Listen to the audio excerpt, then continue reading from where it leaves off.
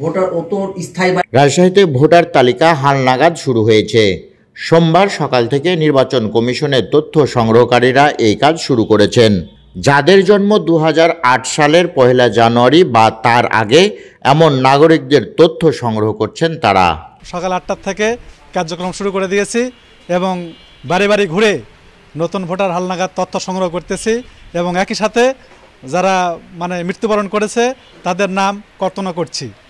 তো এটা আমাদের খুব ভালো লাগছে এবং আমরা একই সাথে আন্তরিকতার সাথে এই কাজটা করে যাচ্ছি এবং আমাদের 15 দিন সময় দেওয়া আছে। এই 15 দিন ধরে আমরা এই কার্যক্রম চালাবো। আমরা আশাবাদী যে খুব অল্প সংখ্যক, তারপরেও আমরা খুব সাড়া পাবো, এটু আমি আশাবাদী। নতুন ভোটার অন্তর্ভুক্তি হতে পেরে আনন্দিত হওয়ার কথা জানান তরুণ ভোটাররা। আমি নতুন ভোটার হয়েছে, এটা আমার জন্য খুবই আনন্দদায়ক। আর আপনারা যে বাড়ি বাড়ি এসে নিচ্ছেন, এর জন্য আমাদের আসলে খুবই সুবিধা হয়েছে। আমাদের নির্বাচন অফিসের যে এটা আসলে করা কষ্টসাধ্য হয়ে যাচ্ছিল, এর জন্য আমাদের সুবিধাই হয়েছে। সকালে রাজশাহী মহানগরীর 22 নম্বর ওয়ার্ড সাগরপাড়া টিকাপাড়া এলাকায় নতুন ভোটার অন্তর্ভুক্তি তালিকা থেকে বাদ পড়া নাগরিক ও মৃতদের নাম বাদ দেওয়ার জন্য বাড়ি বাড়ি গিয়ে তথ্য সংগ্রহ করে রাজশাহী ভোলানাথ বিশ্বেশ্বর হিন্দু একাডেমির শিক্ষকরা। আগামী 15 দিনের মধ্যে তাদের সংগ্রহ শেষ করতে হবে।